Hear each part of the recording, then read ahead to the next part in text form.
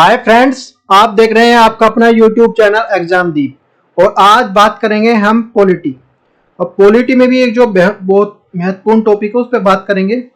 आज हम पॉलिटी में एक महत्वपूर्ण क्लास है उस पर बात करेंगे। सुप्रीम कोर्ट के महत्वपूर्ण निर्णय पर बात करेंगे। जो महत्वपूर्ण डिसीजन है, महत्वपूर्ण जितने भी सुप्रीम कोर्ट ने निर्णय दिए हैं उनकी एक पूरी क्लास है।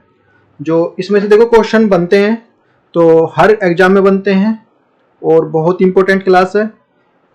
1950 से जब से हमारा संविधान लागू हुआ है तब से और 2022 तक अब तक जितने भी हमारे जो कॉन्स्टिट्यूशन अमेंडमेंट हुए हैं, संविधान संशोधन हुए हैं, सारी चीज़ों को डिसीजन आए हैं उन पे सारी चीज़ों पे बात करेंगे जो बहुत ज़्यादा इंपॉर्टेंट है। क्योंकि सुप्रीम कोर्ट के निर्णय भारत में जो कानून के रूप में माने जाते हैं। सुप्रीम कोर्ट के निर्णय क्यों महत्वपूर्ण है? Why is the Supreme court decision important क्यों है भाई? क्योंकि सुप्रीम कोर्ट के निर्णय है ना भारत में कानून के रूप में माने जाते हैं। इसलिए सुप्रीम कोर्ट के निर्णय जिस प्रकार की जो न्यायिक प्रक्रिया अपनाई जाती है या जिस प्रकार का जजमेंट दिया जाता है वो एक तरह से भारत में बनने वाला कानून, भारत में कानून बनने की प्रक्रिया वैसे बहुत ज़्यादा टिपिकल है। लोकसभा, राज्यसभा, फिर राष्ट्रपति, फिर कानून पर जो दूसरी तरफ जो सुप्रीम कोर्ट भी है वहाँ पर जो उनके निर्णय हुए, सुप्रीम कोर्ट के जो निर्णय होते हैं ना वो एक तरह से कानून मान लिए जाते हैं भाई। आज हम भारत के सुप्रीम कोर्ट से जुड़े जितने निर्णय हैं उनको समझेंगे और उन निर्णय को जो क्या उनकी इंपॉर्टेंस है, क्या उनका महत्व है, उसके बारे में बात करेंगे। मैं एक छोटा सा अनुभव बता दूं। जिस समाज में रहते हैं, भारतीय समाज में सिर्फ परिणामों को समाज है।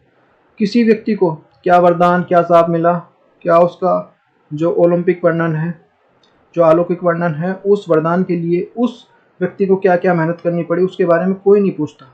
हम भारतीय समाज में रहते हैं, यहाँ पर सिर्फ जो चयन के लिए जो साम दंड भेद जो नीति अपनाई जाती है उसको इम्पोर्टेंस दी जाती है, चाहे भाई चयन हो चाहे कैसे भी हो। लास्ट में सुप्रीम कोर्ट के निर्णय क्यों महत्वपूर्ण है? हमारे देश में संविधान के सुप्रीम कोर्ट को अधिकार दिया गया है। क्या अधिकार दिया गया है? आर्टिकल 13 के तहत सरकार के कानून को जांचने का जो अधिकार दिया गया है। आर्टिकल 32 है हमारा, आर्टिकल 13 है पहले, फिर आर्टिकल 32 के तहत जो नागरिकों की रक्षा करने का जो अधिकार दिया गया है। फिर आर्टिकल 129 के तहत सुप्रीम कोर्ट के निर्णय भारत में जो एक तरह से कानून के रूप में माने जाते हैं। 129 आर्टिकल 129 तीनों आर्टिकल याद रखने, आर्टिकल 13, आर्टिकल 32 और आर्टिकल 129। सुप्रीम कोर्ट के निर्णय भारत में पूरी तरह से चलते हैं।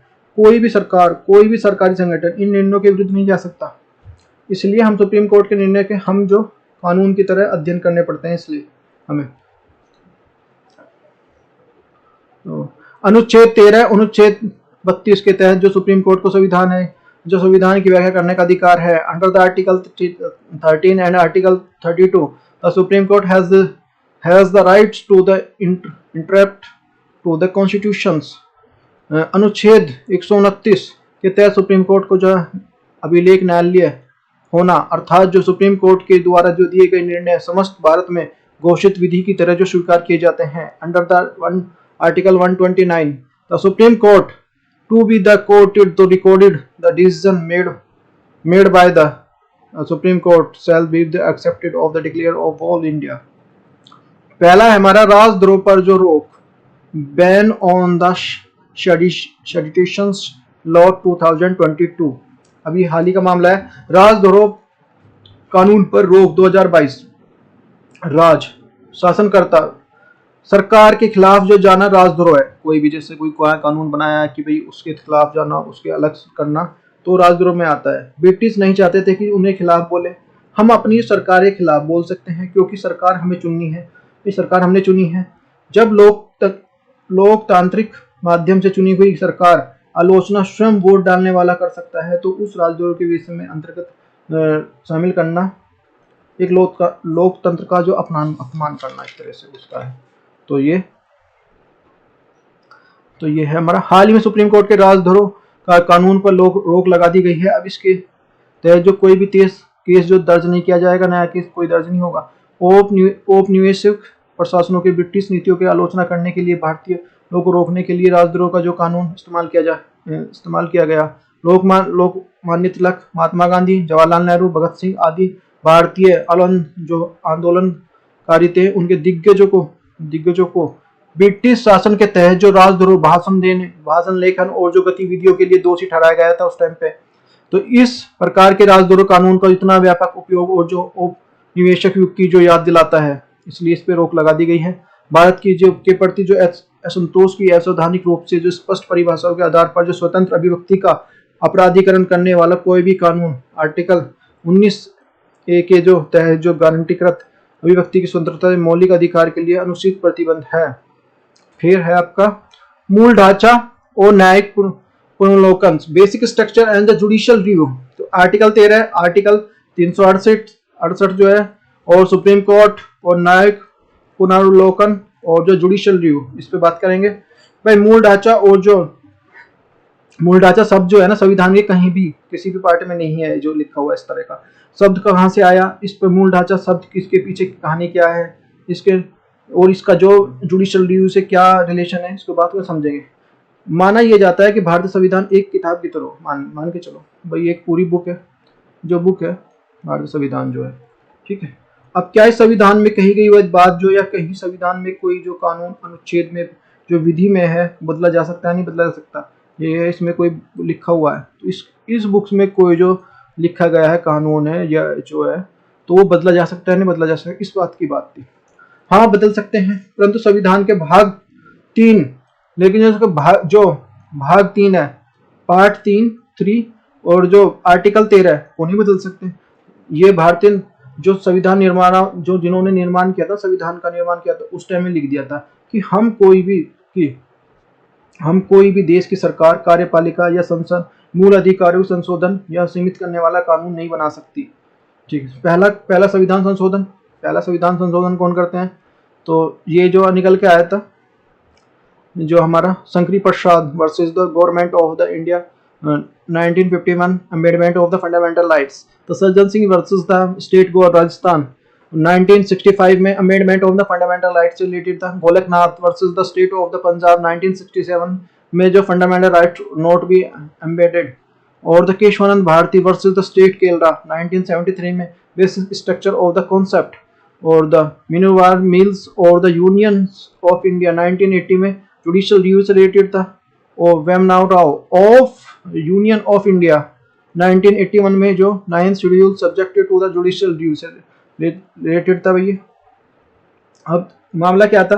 पहला संविधान संशोधन जवाहरलाल नेहरू द्वारा किया गया, जिन्होंने संविधान बनाने में जो महत्वपूर्ण भूमिका निभाई थी, और ये ऐसा कानून बनाते हैं कि 9वीं अनुसूची के नाम से जो ऐसा कानून बना देते हैं, जिसे लिख देते हैं कि यहाँ पर कोई कानून जाएंगे वो जो सुप्रीम कोर्ट के कोई भी चैलेंज नहीं दे सकता, मे भी उसे कोई चैलेंज, कि 9वीं अनुसूची में भी जो है अगर हम इस कानून बना देते कि इन कानूनों को जो सुप्रीम कोर्ट में भी आप चैलेंज नहीं कर सकते।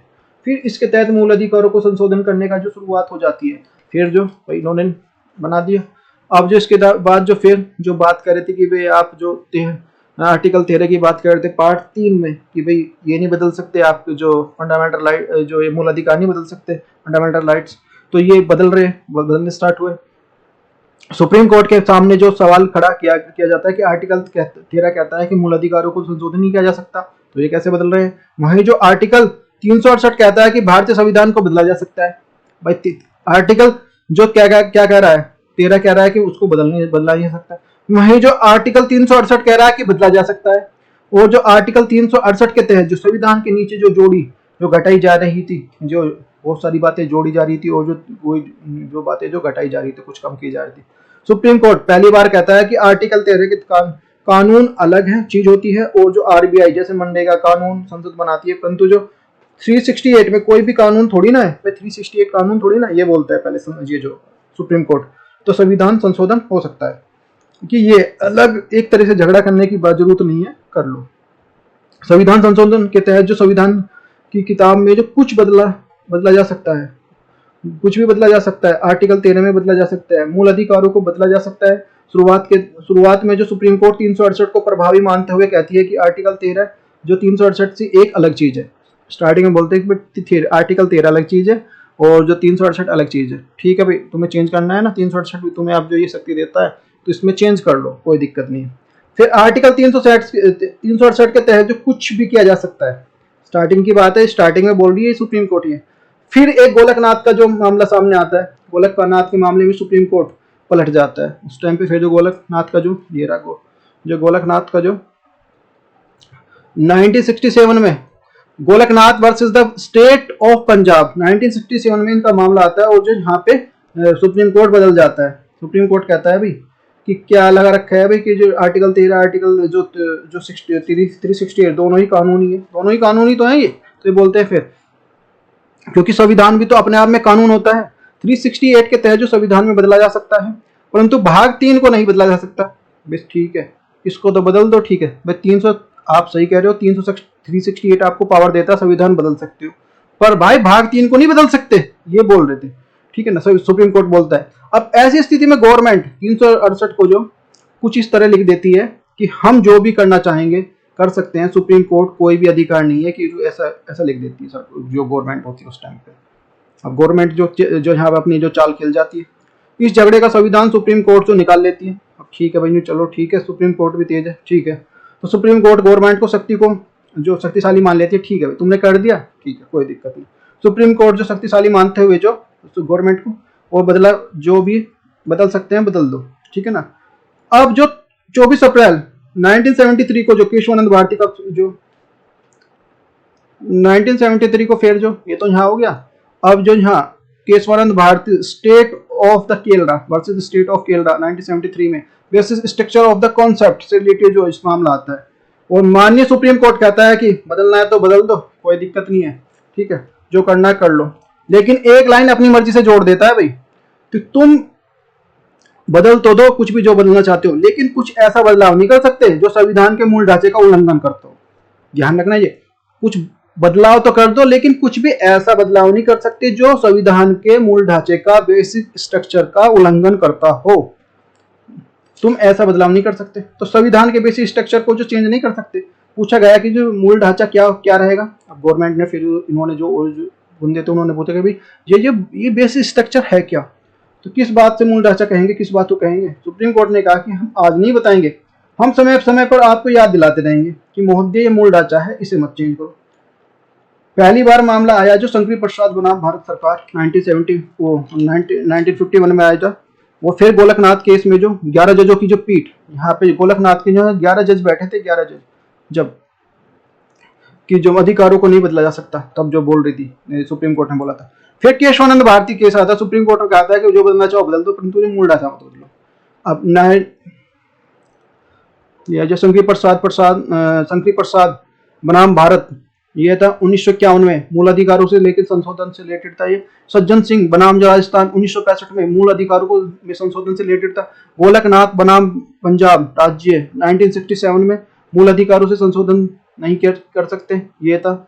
फिर केशवानंद भारती बनाम जो केरल राज्य 1973 में आता है, मूल ढांचे की संकल्पना से रिलेटेड था ये भी।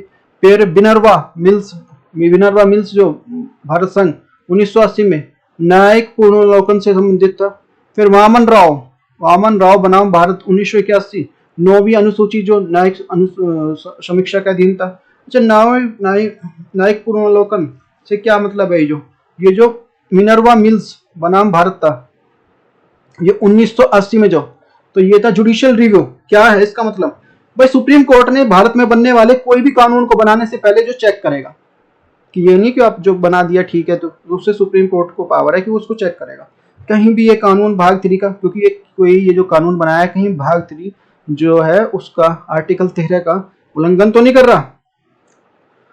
अब 24 अप्रैल 1973 को पहले के जो कानून को छोड़कर नए कानून जो 9वीं अनुसूची में जाएंगे। अब ये आ गया 1973 में जो है केशवानंद भारती को जो 1973 से पहले 24 अप्रैल से पहले जो है जितने भी कानून है वो 9वीं अनुसूची में जाएंगे, और उसके बाद के जो उनको चेक कर सकता है, उसके पहले की बात नहीं है। आज संसद जो संविधान संशोधन के माध्यम से मूल अधिकारों को सहित जो संविधान के किसी भी भाग में संशोधन कर सकती है, लेकिन ऐसा संशोधन नहीं कर सकती जो मूल ढांचे का में बदलाव हो। मूल ढांचा क्या होगा, ये सभी जो अपरिभाषित है, समय समय पर सुप्रीम कोर्ट बताना चलेगा कि बस क्या बदलना है। अभी तक सुप्रीम कोर्ट ने किन किन बंधुओं का जो मूल ढांचा जो कहा है, किस किस को कहा है, उस पर बात करेंगे। पहला केस आता है हमारा बच्चन सिंह बनाम पंजाब राज्य 1992 में। सुप्रीम कोर्ट ने स्वयं को सरकार की आर्थिक नीतियों की समीक्षा करने के लिए निर्बंध बताया और जो कोर्ट से कहा कि सरकार को नीतियों का जो पुनर्लोकन न्यायालयों के द्वारा नहीं किया जाना चाहिए, क्योंकि जो इसमें देश के आर्थिक विकास का मार्ग अवरुद्ध हो सकता है। साथ ही सरकार की जो अंतर्राष्ट्रीय परिदृश्यों के लिए भविष्य करती संभावनाओं को ध्यान में रखते हुए जो आर्थिक नीतियों का निर्माण करना पड़ता है और इस कार्य के लिए द्वारा कुशल आर्थिक विशेषज्ञों की सहायता ली जाती है। भाई आर्थिक जो बिल्कुल जो होंगे, जो जानने वाले इकोनॉमिस्ट होंगे, उनकी जो सहायता ली जाएगी। जो हमारा न्यायाधीशों के पास ऐसे कोई भी विशेषज्ञ आर्थिक विशेषज्ञ है नहीं है, ना इनके ऐसी तरह की समझ है और न ही जो न्यायाधीशों की इस प्रकार की उपेक्षा की जा सकती, वो अलग उनकी पढ़ाई उनकी अलग अलग है, सब चीज है।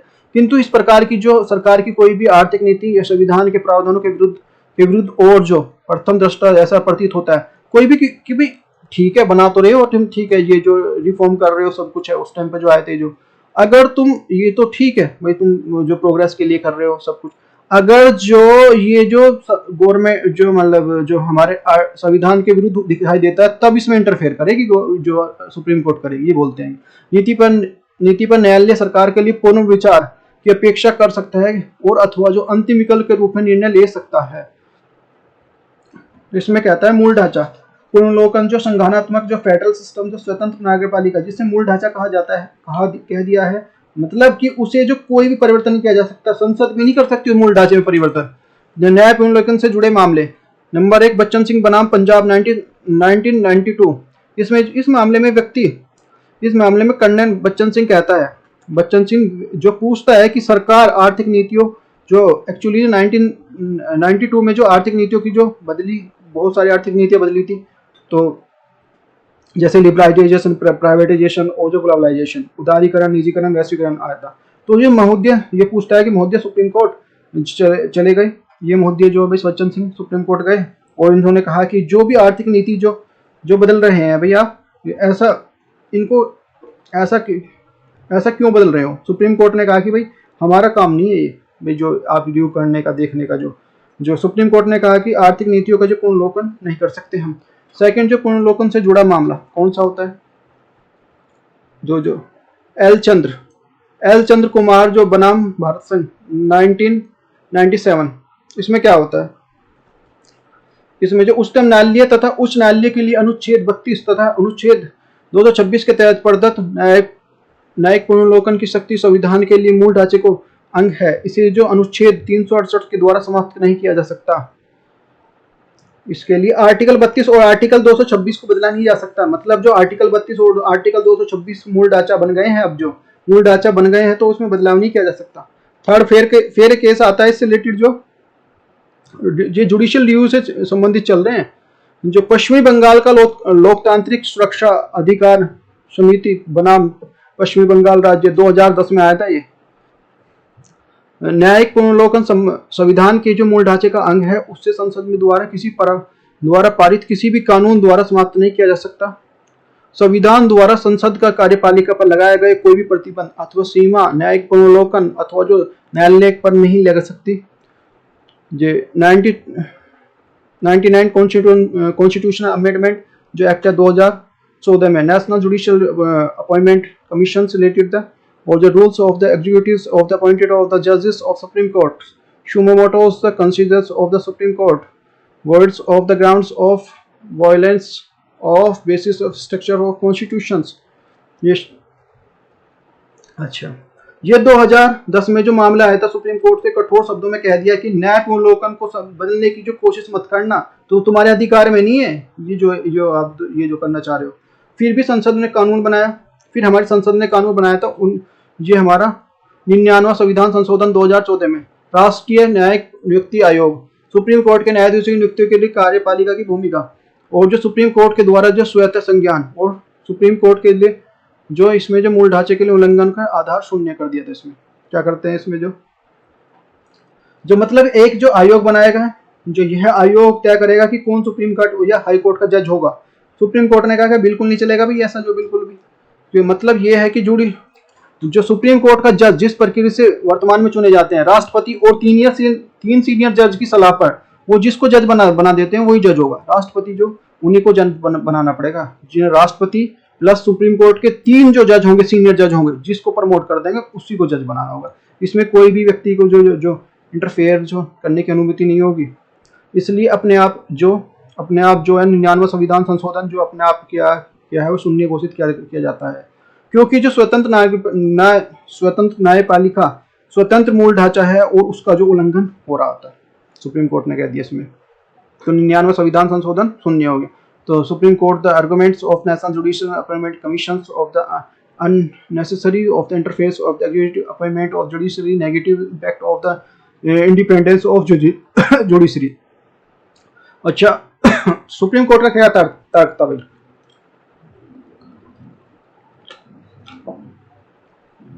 सुप्रीम कोर्ट का तर्क था कि राष्ट्रीय न्यायिक जो नियुक्ति आयोग और न्यायाधीशों की नियुक्ति के लिए कार्यपालिका का जो अनावश्यक हस्तक्षेप होगा इसमें, और न्यायपालिका जो स्वतंत्र रूप से नकारात्मक प्रभाव होगा इससे।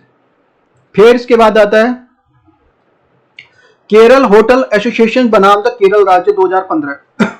इसमें सुप्रीम कोर्ट ने कहा कि हम सरकार किसी भी नीति का जो रिव्यू नहीं करेंगे, चाहे केवल उन्हीं पॉलिसी का रिव्यू करेंगे जो संविधान की पॉलिसी के खिलाफ हो, कि ये नहीं कि सभी का करने लग गए, जो उनके खिलाफ होंगे तभी संविधान के खिलाफ उनके तो करेंगे। सुप्रीम कोर्ट ने कहा कि सरकार के नीतिगत मामलों के लिए न्यायिक पुनर्विलोकन केवल उन्हीं तभी किया जा सकता है जब सरकार द्वारा बनाई गई नीति मनमानी, अनुचित, अतार्किक और संविधान के जो प्रावधानों को स्पष्ट रूप से विपरीत हो। सरकार की नीतियों का मूल्यांकन अथवा जब न्यायिक पुनर्विलोकन करते समय न्यायालयों को जल्दबाजी नहीं करनी चाहिए, बल्कि जो सरकार के लिए उस नीति को लागू करने के लिए और परिणाम प्राप्त करने के लिए थोड़ा और अवश्य समय देना चाहिए, ताकि जो नीति को समुचित बदलाव किया जा सके। किंतु यदि कोई नीति स्पष्ट और तौर पर संविधान के विरुद्ध प्रतीत होती है तो जो उस न्याय निर्णय के लिए शीघ्र किया जाना चाहिए, ताकि जो लोक कल्याण का जो अवधारणा अवरुद्ध न हो। नेक्स्ट आता है हमारा जो विश्व बनाम भारत संघ 2017। इसमें जो भारत की संघात्मक शक्ति उच्च न्यायालय की जो उच्चतम न्यायालय और जो उच्च न्यायालय की जो न्यायिक पुनर्विलोकन की शक्ति के उपयोग में संसद या राज्य विधानमंडल द्वारा पारित विधि के दो मूल अधिकारों के लिए अवैध घोषित किया जा सकता है। जो विधायिका द्वारा कानून पारित किया करने के लिए उसके आधिकारिक क्षेत्र से बाहर था, और जो कानून संविधान के तीन के जो विरुद्ध हो। हालांकि यह आधार अंतिम नहीं है, जो वस्तुतः यह प्रत्येक कानून की जो प्रकृति पर निर्भर करता है कि उसका मूल्यांकन न्यायालय द्वारा किस प्रकार किया जा सकता है। फिर आता है हमारा भारत की संघात्मक शक्ति, union nations of the India. संघात्मक का मतलब है कि संघ जैसे आपने मोहल्ले में एक सोसाइटी बनाई होती है, उसको बोलते हैं, इस तरह की मानो बोलते हैं। संघ मतलब जिस धरती से जुड़ा हुआ है कोई, जो जैसे भारत में जो 28 राज्य 8 केंद्र शासित प्रदेश है, तो इनका जो एक संघ है, भारत जो राज्यों का संघ है। जब ये धरती पर जुड़ा हुआ है, संघ के मामले में सुप्रीम कोर्ट ने कहा क्या कहा भाई, उससे रिलेटेड है, ये जो संघ से रिलेटेड है, जो आगे जो जितने भी होंगे। तो SR बॉम्बई बनाम भारत संघ 1994 से रिलेटेड है संघात्मक। इसमें संघात्मक का मतलब है जो इन्होंने SR बॉम्बई साहब ये पहुंच गए, इन्होंने कहा कि भाई जो संघात्मक है भाई, यहाँ पे सेंटर पावर हमारे में इंडिया में सेंटर की पावर ज़्यादा है और जो स्टेट की पावर थोड़ी कम है। फिर वहीं जो अमेरिका में दोनों इक्वल है, दोनों जो सेंटर भी और स्टेट भी। और यहाँ पे ऑस्ट्रेलिया में दोनों सेंटर की पावर कम है और स्टेट की ज़्यादा है। तो ये अलग अलग है। तो ये बोल रहा है कि जब हमारे हम अमेरिका में तो दोनों इक्वल है, तो हमारा कहाँ से हो गया, हमारा संघात्मक कहाँ से हो गया। तो कोर्ट ने कहा कि नहीं, सबकी अलग अलग अपने अनुसार हो सकती है। तो SR बॉम्बई ने भारत जो पहुंचे, सुप्रीम कोर्ट पहुंचे, और जो भारत कैसे संघ हुआ, केंद्र ज्यादा शक्तिशाली है, अमेरिका तो देखो कहते हैं कि जो न्यायाधीश महोदय कहते हैं कि सब कुछ संघ है। भारत, अमेरिका, ऑस्ट्रेलिया अपने अनुसार संघ का निर्माण करता है, परंतु इसका मतलब ये नहीं कि जो राज्य अधीन है, राज्य स्वतंत्र है और अपना काम करने के लिए ये स्वतंत्र है। नेक्स्ट, इसे भली बातें समझ लेना चाहिए कि संघवाद की प्रकृति किसी देश के जो ऐतिहासिक विकास आवश्यकता के आधार पर निर्भर करती है। प्रत्येक देश की जो पद्धति के संघवाद की कल्पना करना असंभव है, अलग अलग है सबकी। जो संघ समय और जो स्थान के अनुसार बदलता रहता है। किसी देश की जो इसका जो क्या स्वरूप अपनाया जाएगा वह देश, ऐतिहासिक और भौगोलिक, आर्थिक और जो राजनीतिक परिस्थिति पर निर्भर करता है। संघवाद की पद्धति अमेरिका के संविधान से लागू होती है, आवश्यक नहीं है। यह भारत के लिए भी है, अच्छी है। भारत के संघवाद को जो स्वरूप से ग्रहण किया जा सकता है तो भारत के लिए अनुकूल है। इस तथ्य यह होते हैं कि संविधान में ऐसे प्रावधान है जिनके तहत जो केंद्र को राज्य की तुलना में अधिक शक्तियां प्रदान की गई हैं। वहीं ऑस्ट्रेलिया में उल्टा है। इसके बावजूद जो भारतीय संविधान को एक संघात्मक संविधान और भारतीय मूल ढांचे का अंग है। इसका तात्पर्य है कि राज्य अपने क्षेत्र के भीतर जो संप्रभु और जो राज्य को स्वतंत्र अस्तित्व के केंद्र में एजेंट नहीं है। भारतीय स्टेट बैंक नेक्स्ट केस आता है, बैंक बनाम संतोष गुप्ता 2019। मतलब जो 370 की चुनौती दी गई थी वो सुप्रीम कोर्ट ने कह दिया कि 370 से संशोधित संविधान के अनुकूल है। उसमें किया गया भारतीय संविधान के जो अनुच्छेद 1 से स्पष्ट है कि जम्मू कश्मीर भारतीय संघ का जो अविच्छिन्न अंग है, और अनुच्छेद 370 को स्पष्ट था कि जो इस अनुच्छेद को जो स्थायी रूप से संविधान के विशिष्ट परिस्थितियों के तहत जोड़ा गया था। अस्थायी एवं जो संक्रमणकालीन शब्द के जो स्वयं ही नष्ट करता है, स्वयं स्पष्ट करता है कि जो इस प्रकार के अनुच्छेद को समाप्त कर किया जाएगा। अतः संसद द्वारा जम्मू कश्मीर के जो विशेष राज्य का दर्जा प्राप्त करना संविधान का उल्लंघन नहीं है, अलग है, बल्कि जो संविधान की संघ की मूल अवधारणा का जो अनुसरण है। फिर हमारा जो मूल अधिकार फंडामेंटल राइट से रिलेटेड जो है जितने भी, पहला था हमारा मेनका गांधी बनाम भारत संघ 1978 में। इसमें सुप्रीम कोर्ट ने जो मूल अधिकारों की व्याख्या करते हुए कहा कि मूल अधिकार के देश की जनता द्वारा जो प्राचीन काल से जो सजोए गए आधारभूत मूल्यों के जो प्रतिनिधित्व करते हैं और जो व्यक्ति की गरिमा का संरक्षण करते हैं। मूल अधिकार राज्य की ऐसी दशाओं बनाने के लिए परिकल्पित और बाध्य करते हैं जिसमें जो हर व्यक्ति अपने व्यक्तित्व को पूर्ण विकसित कर सके। मूल अधिकार के लिए व्यक्ति अपनी स्वाधीनता के और जो आयामों को अतिक्रमण न करने की जो राज्य पर जो नकारात्मक बाध्य आरोपित करते हैं। नेक्स्ट आता है हमारा एम नागराज बनाम भारत संघ 2007। संविधान जो सुप्रीम कोर्ट ने मूल अधिकारों के महत्व कहा कि मूल अधिकार जो राज्यों के नागरिकों और राज्यों के द्वारा दिए गए दान नहीं है। किसी संविधान को बिना किसी व्यक्ति के मूल अधिकार भी इसलिए प्राप्त है कि वह मनुष्य वर्ग का है, वे दान नहीं दिए, ये मनुष्य वर्ग का इसलिए प्राप्त है। भाग 3 मूल अधिकार प्रदान नहीं करता, परंतु इस बात की पुष्टि करता है कि यह अस्तित्व में है, जो संरक्षण प्राप्त है कि भारत में जो ये अस्तित्व में हो जो संरक्षण प्राप्त है। फिर आता है हमारा आर्टिकल 12 और जुडिशरी। इसमें आता है हमारा, तो इसमें जो राज्य आ जाए केंद्र सरकार, राज्य सरकार, पंचायती और राज्य सरकार और जो सरकारी संस्था इसमें आ जाएंगी। और न्यायपालिका जो राज्य है इसमें जो राज्य में नहीं आती भाई, आर्टिकल 13। फिर हमारा नरेश बनाम महाराष्ट्र संघ 1967। इस मामले में सुप्रीम कोर्ट ने स्पष्ट कह दिया कि न्यायपालिका जो अनुच्छेद 12 आर्टिकल 12 के अंतर्गत राज्य की परिभाषित नहीं है। हालांकि सुप्रीम कोर्ट ने यह भी अवश्य कह दिया कि मान लिया जाए कि न्यायालय राज्य की परिभाषा में नहीं आता, किंतु न्यायालय के जो आदेशों के लिए विरुद्ध अनुच्छेद 32 के तहत रिट जारी नहीं की जा सकती, क्योंकि जो न्यायपालिका के लिए किसी निर्णय के लिए नागरिकों के मूल अधिकारों को उल्लंघन नहीं होता। वस्तुतः न्यायपालिका जो आदेश के मूल अधिकारों का उल्लंघन अधिकारों की रक्षा करना है। फिर हमारा AR अंतोले बनाम जो RAS नायक 1988। इस मामले में सुप्रीम कोर्ट ने स्पष्ट रूप से कह दिया कि कोई भी अंतर नहीं है पड़ता कि न्यायपालिका राज्य की परिभाषा में आता है या नहीं आता है, किंतु न्यायपालिका ऐसे आदेश या निर्णय जारी नहीं कर सकता जिसका जो कानूनी आधार न हो और न ही कानूनी मूल रूप से उल्लंघन करता हो। वर्तमान में करंट सिस्टम क्या है? वर्तमान व्यवस्था न्यायपालिका राज्य की परिभाषा में शामिल नहीं है, किंतु उसके बावजूद राज्यों नागरिकों के मूल अधिकारों के लिए संरक्षण और संविधान के दायरे में भीतर में शक्तियों के प्रयोग करने के लिए बाध्य है।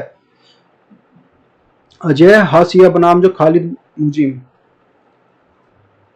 अनुच्छेद 12 के तहत जो प्राधिकारी शब्द से तात्पर्य है जो ऑथोरिटी, प्राधिकारी को बोलते हैं, ऑथोरिटी को बोलते हैं, जिससे प्रत्येक समूह के लिए संगठन में किसी प्रकार के लिए सरकार के लिए ओर से वेतन प्रदान किया जाता है। उस संगठन का कुछ निर्णय लेने की जारी करने तथा जो निर्णय को बाध्यकारी तरीके से पालन करने की शक्ति प्राप्त है।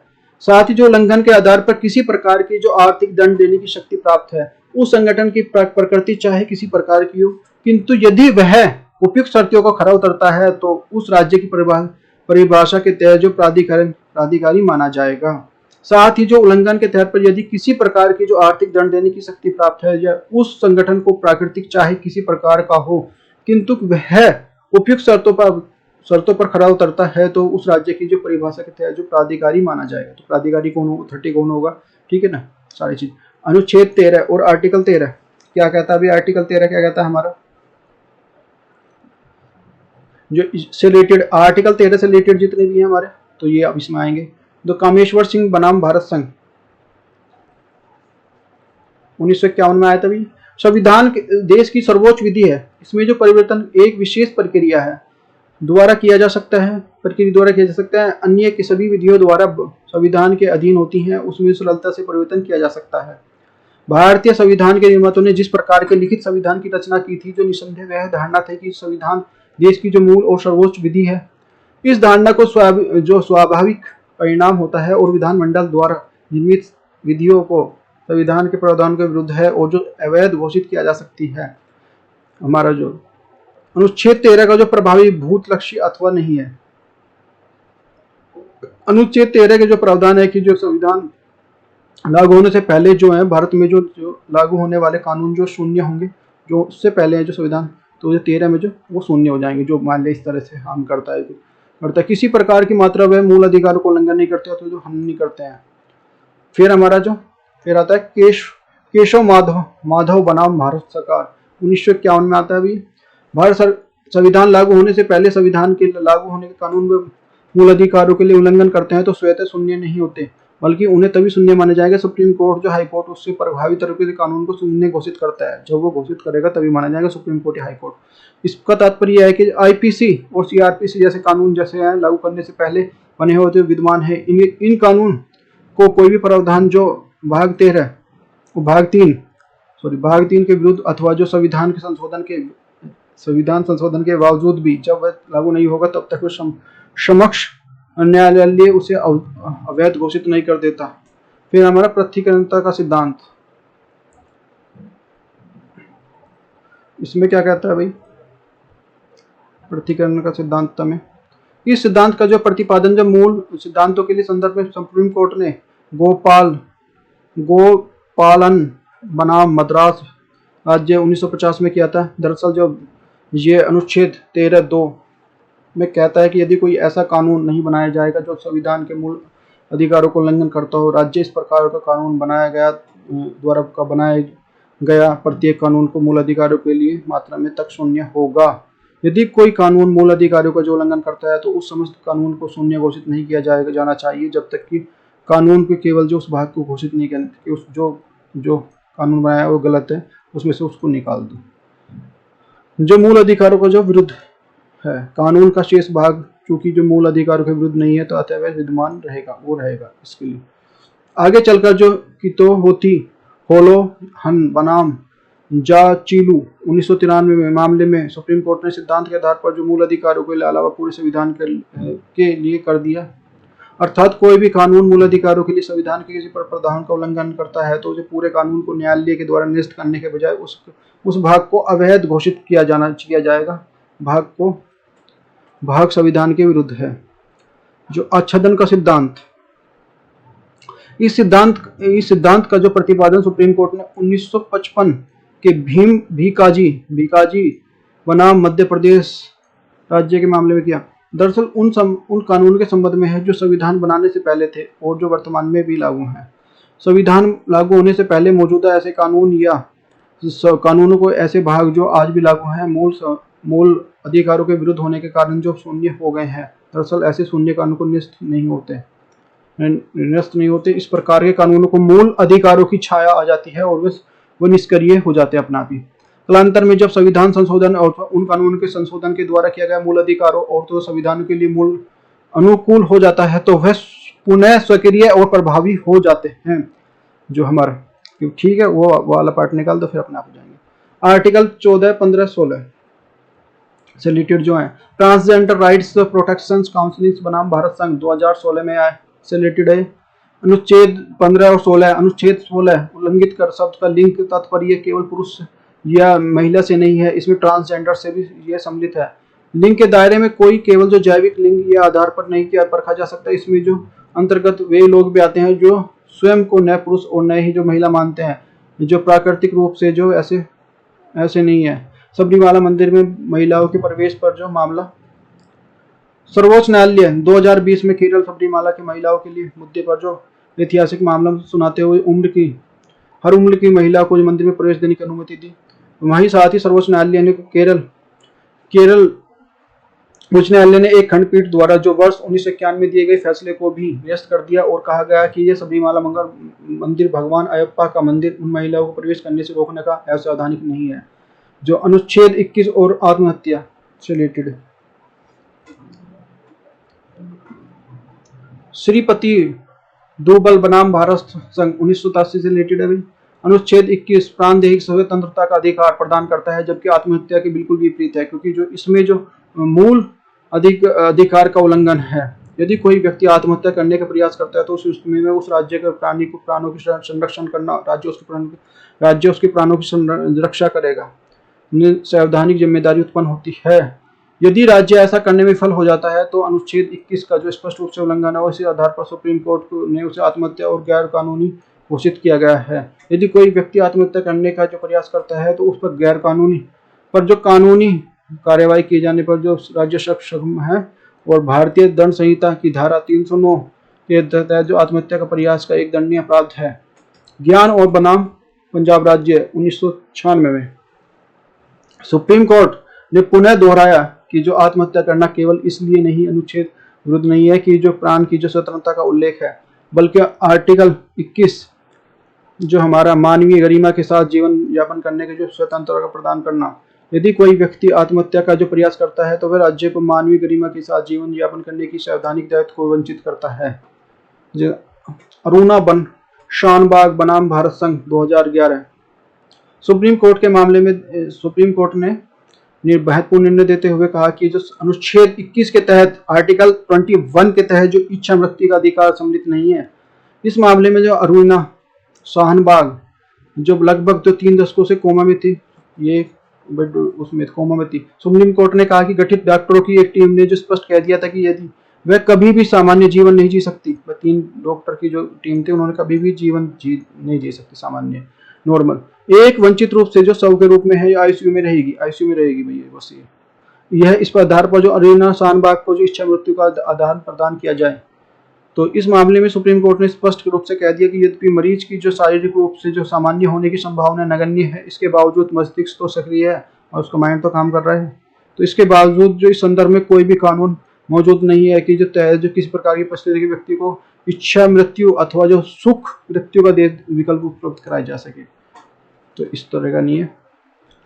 चिकित्सा विज्ञान अपने जो विकास की जो अवस्था में है, यदि इस बात की जो पर्याप्त संभावना बनी रहती है कि इस प्रकार के मरीजों के लिए निकट भविष्य में कोई चिकित्सा प्रणाली विकसित कर ली जाए, और सुप्रीम कोर्ट के इस प्रकार की इच्छा व्यक्ति के अनुमति प्रदान नहीं की। अन्य महत्वपूर्ण जो अधिकार कौन कौन से हैं? गोपालन बनाम जो मद्रास भारत राज्य 1950 में जो अनुच्छेद 21 के विधायिका और कार्यपालिका दोनों जो विरुद्ध संरक्षण प्राप्त करता है। राष्ट्रीय मानवाधिकार आयोग बनाम अरुणाचल प्रदेश राज्य 1996 जो अनुच्छेद 21 राज्यों और जो गैर सरकारी दोनों को प्राप्त है। जो मलिक बनाम पंजाब राज्य 1981 में अनुच्छेद 21 में निजता का अधिकार भी सम्मिलित है। Peoples unions for the civil liberties बनाम भारत संघ 1997 में फोन टेप करना निजता के जो अधिकार के विरुद्ध है। सतवंत बनाम भारत असिस्टेंट पासपोर्ट ऑफिसर नई दिल्ली 1967 में विदेश भ्रमण करने का अधिकार है। आर्टिकल में हम विदेश घूम सकते हैं। जो फ्रेंसी कोरेल बनाम भारत संघ 1981 में मानवीय गरिमा के साथ जीने का अधिकार है। आरडी उपाध्याय बनाम आंध्र प्रदेश 2006 कारागार में बंदी की मां के साथ जो रहने वाले बच्चों के हितों के लिए संरक्षण का अधिकार है। जो मोहिनी जैन बनाम कर्नाटक राज्य 1992 प्राथमिक शिक्षा का पाने का अधिकार इसी में आर्टिकल 21 में है। एसपी मेहता बनाम भारत संघ 1986 में स्वच्छ पर्यावरण का अधिकार है। सुभाष कुमार बनाम बिहार राज्य 1991 में प्रदूषण मुक्त जल और जो वायु उपयोग का अधिकार है। राष्ट्रपति और जो मंत्रिपरिषद president of the council of the ministers से रिलेटेड जो है। राम जवाया कपूर बनाम भारत जो बनाम पंजाब राज्य 1956 से रिलेटेड है। इसमें जो राष्ट्रपति संघ की जो कार्यपालिका नाम मात्र जो औपचारिक प्रधान है और जो कार्यपालिका के लिए वास्तविक शक्तियां प्रधानमंत्री के नेतृत्व में मंत्रिपरिषद में नियत है और राष्ट्रपति मंत्रिपरिषद की सलाह के अनुसार ही कार्य काम करेगा, इसमें जो कहा गया है। और शमशेर सिंह बनाम जो पंजाब राज्य 1974 में जो भारतीय संविधान के लिए संसदीय प्रणाली का आधारित है, जिसमें जो कार्यपालिका और वास्तविक शक्तियां और राष्ट्रपति के बजाय जो प्रधानमंत्री के नेतृत्व में मंत्रिपरिषद में नियत है। राष्ट्रपति को मंत्रिपरिषद की जो सहायता और जो सलाह के बिना जो कार्यपालिका शक्ति का प्रयोग नहीं कर सकता। UN Rao versus the Indira Gandhi 1971। UN Rao जो हमारा जो लोकसभा के विघटन हो जाने पर भी जो मंत्रिपरिषद समाप्त नहीं होगी और जो इस स्थिति में मंत्रिपरिषद तब तक अपने संवैधानिक दायित्व को निर्वाह करती रहेगी जब तक कोई भी मंत्रिपरिषद का जो गठन नहीं हो जाता। प्रत्येक स्थिति में मंत्रिपरिषद अपने पद पर बनी रहेगी, चाहे लोकसभा विघटित हो गई हो और जो मंत्रिपरिषद के विरुद्ध लोकसभा में अविश्वास प्रस्ताव पारित हो गया हो। यदि राष्ट्रपति मंत्रिपरिषद की सलाह के बिना कार्य करता है तो यह संविधान का उल्लंघन है। किंतु लोकसभा के भंग हो जाने अथवा मंत्रिपरिषद के विरुद्ध अविश्वास प्रस्ताव होने की स्थिति में जब मंत्रिपरिषद राष्ट्रपति को सलाह देगी तो वह इस प्रकार की कोई भी नीति घोषणा नहीं कर सकती जो राजनीतिक हितों को प्रेरित अथवा उससे लागू कर पाना जो अगली सरकार के लिए कठिन अथवा जो असंभव हो। नेक्स्ट हमारा जो राष्ट्रपति की जो अध्यादेश जारी करने की शक्ति। लक्ष्मी नारायण जो इनसे है president power of the issues of the ordinance. तो ये हमारा जो है इसमें है लक्ष्मी नारायण बनाम जो बिहार राज्य 1950 से रिलेटेड है। राष्ट्रपति अध्यादेश जारी करने के लिए कारणों को न्यायालय के सम्मुख जो सिद्ध करने के लिए बाध्यकारी नहीं है और अर्थात जो राष्ट्रपति के लिए यह बाध्यकारी नहीं है कि स्पष्ट करे कि वास्तव में ऐसी परिस्थिति उत्पन्न हो जिसके कारण जो अध्यादेश जारी करना पड़ा, वो ये जो इसके लिए वो बाउंडेशन नहीं है उसके लिए। दूसरे शब्दों में राष्ट्रपति का जो व्यक्तिगत समाधान होता है कि ऐसी परिस्थिति उत्पन्न हो गई है जिनके कारण जो तुरंत कार्यवाही करना आवश्यक है। क्योंकि भारत में संसदीय शासन प्रणाली अपनाया गया है तो राष्ट्रपति के जो व्यक्तिगत समाधान के लिए व्यवहारिक और जो मंत्रिपरिषद के व्यक्तिगत समाधान से है। फिर कपूर बनाम भारत संघ 1970 से रिलेटेड है। यद्यपि राष्ट्रपति को यह सिद्ध करना के लिए बाध्यकारी नहीं है कि वास्तव में ऐसी परिस्थिति उत्पन्न हुई थी जिसपे जो तुरंत कार्रवाई करना आवश्यक है, यह राष्ट्रपति के लिए व्यक्तिगत समाधान है। किंतु राष्ट्रपति द्वारा जारी किया गया अध्यादेश अतार्किक और जो असदम भावनापूर्ण नहीं होना चाहिए। राष्ट्रपति अपनी अध्यादेश को शक्ति का प्रयोग करने के लिए दुर्भावना के लिए आधार पर संसद के दोनों सदनों अदर किसी भी सदन का जो सत्रवासन नहीं कर सकता।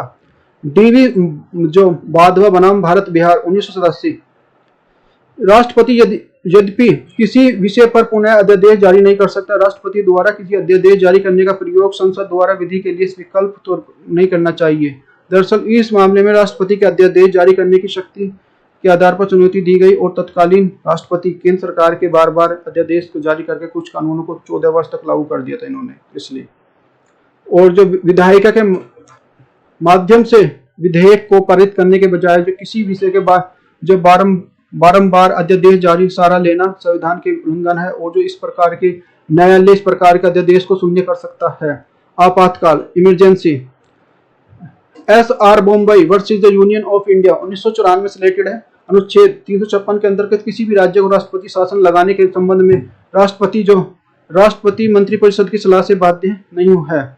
इस प्रसंग में राष्ट्रपति अपने विवेक से निर्णय ले सकता है और यदि प्रतीत होता है कि जो संबंधित राज्य संवैधानिक आपातकाल लगाने की आवश्यकता नहीं है तो मंत्रिपरिषद सलाह राजनीतिक उद्देश्य से प्रेरित और जो राष्ट्रपति को उस सलाह देने के लिए मानने के लिए मना कर सकता है। इस मामले में सुप्रीम कोर्ट ने कहा है कि भारतीय प्रणाली में राष्ट्रपति की भूमिका दोहरी भूमिका में संघ की भूमिका कार्यपालिका संवैधानिक प्रमुख होने की जो राष्ट्रीय अध्यक्ष भी है।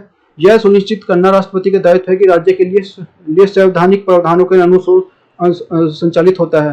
उद्देश्य का रिलेटेड है जो हमारे जो केशवानंद भारती बनाम केरल राज्य 1973 में आया था भैया 1973 में केशवानंद भारती, जिसमें कहा गया था कि सुप्रीम कोर्ट उद्देशिका का संविधान का भाग है। सुप्रीम कोर्ट ने इसमें कहा था कि जो उद्देशिका का भाग है, यद्यपि जो उद्देशिका न होकर भारत सरकार की शक्तियों का स्रोत है, न कि जो इस प्रकार की किसी प्रकार का जो निर्बंध लगाती है, इसके बावजूद उद्देशिका संविधान का भाग है। भारतीय संविधान के उद्देशिका बहुत ही महत्वपूर्ण है और संविधान की व्याख्या उद्देशिका में निहित आदर्श लक्ष्यों के अनुसार की जानी चाहिए। उद्देशिका संविधान की व्याख्या करने के लिए एक आधारभूत मार्गदर्शक के रूप में सहायक है। यह स्पष्ट जो संविधान की किसी भी अनुच्छेद जो अस्पष्टता जहां उस पर जो अनुच्छेद की व्याख्या उद्देशिका के आधार पर की जानी चाहिए, किंतु यदि संविधान को कोई अनुच्छेद स्पष्ट है तो उसके लिए उद्देश्य के आधार पर कोई भी अर्थ नहीं लगाया जाना चाहिए। समाजवाद सोशलिज्म क्या है? डीएस नकारा बनाम भारत संघ 1983 में आया। तब ये समाजवाद मूल रूप से जो कमजोर वर्ग और जो कर्मचारी के जीवन स्तर को ऊंचा पाने के लिए और उनसे गारंटी प्रदान करना है। इसका जो सीधा अर्थ यह है कि जो समानता और जो आय के समान जो वितरण के जुड़ा हुआ है, सामाजिक गारंटी के लिए गारंटी का महत्वपूर्ण आयाम है। इसमें जो फिर आता है हमारा सेकुलरिज्म, पंथ निरपेक्षता, अरुणा राय बनाम भारत संघ 2002 में से रिलेटेड है। पंथ निरपेक्षता का सामान्य अर्थ सभी धर्मों के प्रति राज्य द्वारा जो समान व्यवहार करना और धर्म के मामले में तटस्थ रहने से है, किंतु भारतीय संदर्भ में इस पर एक नकारात्मक अवधारणा है। वस्तुतः जो पंथ निरपेक्षता का सकारात्मक राज्य द्वारा तटस्थ न रहकर सक्रिय भूमिका निर्वहन करना चाहिए।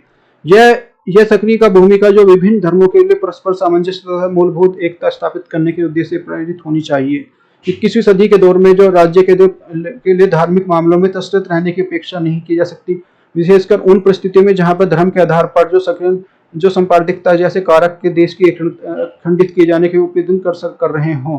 अतः हमें पंथ निरपेक्षता के लिए सकारात्मक अर्थ लेना चाहिए, जिसके लिए नागरिकों को धर्म का ज्ञान किया जाना चाहिए ताकि एक दूसरे के धर्म के प्रति आदर का भाव विकसित हो सके। दल बदल कानून और जो लोकसभा अध्यक्ष का निर्णय, तो ये आता है हमारा कि हो तो जो होलोन बनाम जा चीलू 1993 से रिलेटेड है। अभी लोकसभा अध्यक्ष का निर्णय अंतिम नहीं है, इसे न्यायालय के राजनीतिक द्वेष अथवा अतार्किकता और जो पक्षपात के प्रश्न किया जा सकता है। इसके अलावा किसी प्रावधान जो न्यायिक समीक्षा सिद्धांत के जो सीमित करता है, जो संविधान के मूल ढांचे से अंग है। नेक्स्ट हमारा प्रकाश सिंह वाद 2006 में सुप्रीम कोर्ट के निर्देश क्या है? किसी भी प्रकार के राजनीतिक हस्तक्षेप से बचने के लिए पुलिस महानिरीक्षक हेतु जो न्यूनतम कार्यकाल ताकि जो राजनेता द्वारा उन्हें किसी मध्यावधि में स्थानांतरित न किया जा सके। पुलिस स्थापना बोर्ड द्वारा जो पुलिस अधिकारियों के लिए पोस्टिंग किए जाने वाले निर्देश, इस बोर्ड का जो उद्देश्य राजनीतिक नेताओं के लिए पोस्टिंग और स्थानांतरण संबंधित शक्तियों को वंचित करना था। कोर्ट के अनुसार इस बोर्ड का जो वरिष्ठ पुलिस अधिकारियों के लिए नौकरशाहों में शामिल किया जा सकता है। इसके अलावा न्यायालय में राज्य पुलिस शिकायत प्राधिकरण स्थापना सिफारिश की थी, जो जहां पर पुलिस कार्यवाही से लिए आप लोग अपनी जो शिकायत दर्ज कर सकेंगे। पुलिसिंग व्यवस्था के लिए बेहतर सुधार के लिए जांच और कानून की व्यवस्था कार्यों के लिए अलग अलग राज्य सुरक्षा आयोग की स्थापना, जिसके लिए जो अभी तक नहीं बन पाया, ठीक है ना। इसके लिए नागरिक सदस्य होंगे और साथ ही एक राष्ट्रीय सुरक्षा आयोग की सिफारिश की गई थी। चूंकि सुप्रीम कोर्ट द्वारा इन टिप्पणियों के दिशा निर्देशों की जो प्रकृति बाध्यकारी नहीं थी, बल्कि जो सुधारों के लिए परिप्रेक्ष्य से परामर्शकारी थी और जो सभी सरकारों द्वारा जो इसके लिए पालन के प्रति कोई बाध्यता व्यक्त नहीं की गई थी। इसी संदर्भ में राष्ट्रीय मानवाधिकार आयोग द्वारा पूर्ण केंद्र और राज्य सरकारों को निर्देश दिया गया कि हालांकि निर्देश में जो सरकारी जो सलाहकारी प्रकृति का ही है, जो उल्लेखनीय है कि इसके लिए 2019 में सुप्रीम कोर्ट ने भारत में पुलिस के लिए काले पन्ने का प्रणाली और जो पुलिस की व्यवस्था को मौजूदा कमियों को टिप्पणी करते हुए जो आवश्यक सुधारों पर बल दिया था। इस दौरान के लिए सुप्रीम कोर्ट ने टिप्पणी करते हुए कहा कि पुलिस सुधार के लिए दिशा में अपने आप तय हो गई है और सुनता नहीं है। भाई देखो, ये समझाने का प्रयास किया जितने भी हमारे जो सुप्रीम कोर्ट के निर्णय थे, जो पूरे जो एक कानून की तरह लागू होते हैं। यदि वीडियो आपको अच्छी लगी है तो वीडियो को लाइक करो, चैनल को सब्सक्राइब करो। Thank you for watching.